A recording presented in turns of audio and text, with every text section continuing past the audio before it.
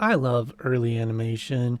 Nowadays, every show you watch usually has really clean 3D animation, mainly because uh, people have been animating using this style for over 30 years now, and it's prevalent in both uh, movies, television, both for adults and children. But early in the 90s and 2000s, there was still a lot of trial and error. You had shows like VeggieTales, but you also had shows like Reboot. You had movies like Final Fantasy, The Spirits Within, and Toy Story, but you also had movies like Santa versus the Snowman 3D. Yeah, it was a bit touch and go there. And in 2001, we got a show that used CGI purely and was a little in between the more refined and the more experimental. Hi, I'm Stitch1993, and today I'm going to try to answer the question, what was Tiny Planets?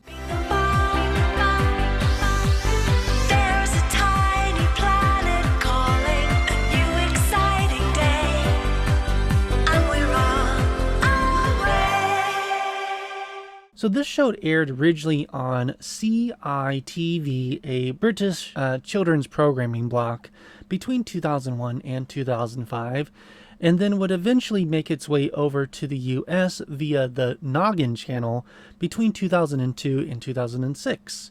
The episodes were about 22 minutes long when originally aired, and in the UK, and then also when they were on the Noggin channel, they started off as 5-minute segments and then later became the usual 22-minute segments that we have today. The show was produced by the Sesame Street Workshop and Pepper's Ghost Productions.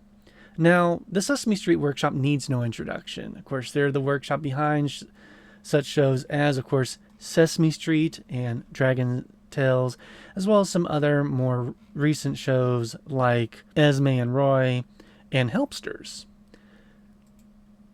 Now, I'm not quite sure if this show used any of the type of CGI puppetry that was starting to become prevalent in a lot of Sesame Street Workshop shows, but it was very, of course, educational and very charming.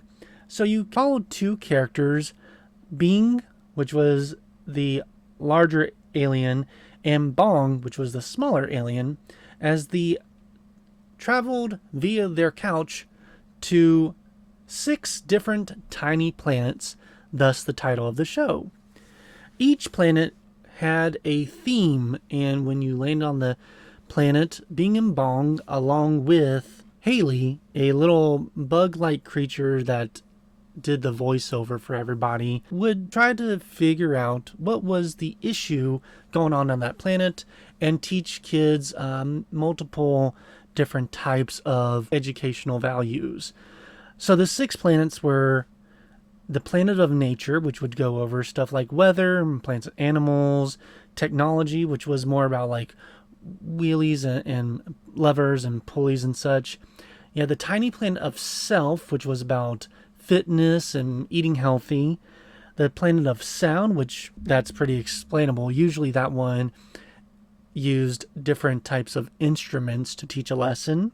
You had the planet of light and color, which again taught on topics such about color and lighting and animation.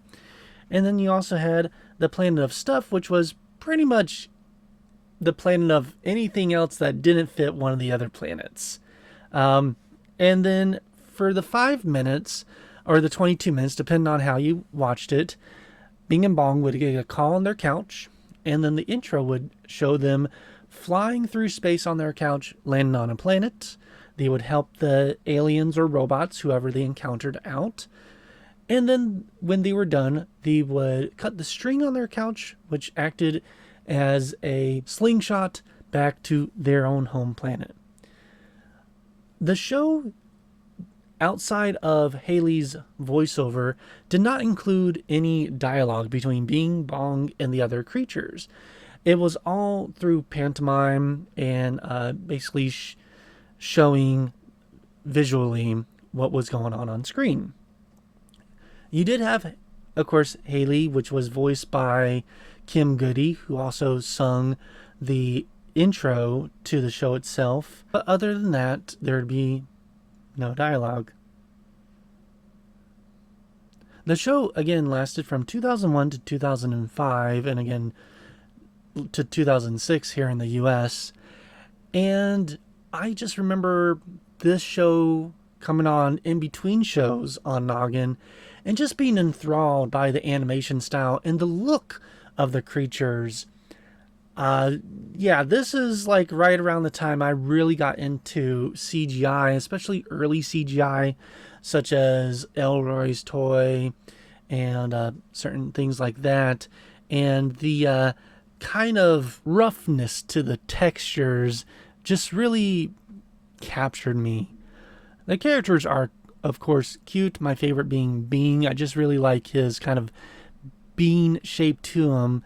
I'm not quite sure, but it does seem that maybe the Fall Guys type of characters may have been possibly inspired by Bing's design.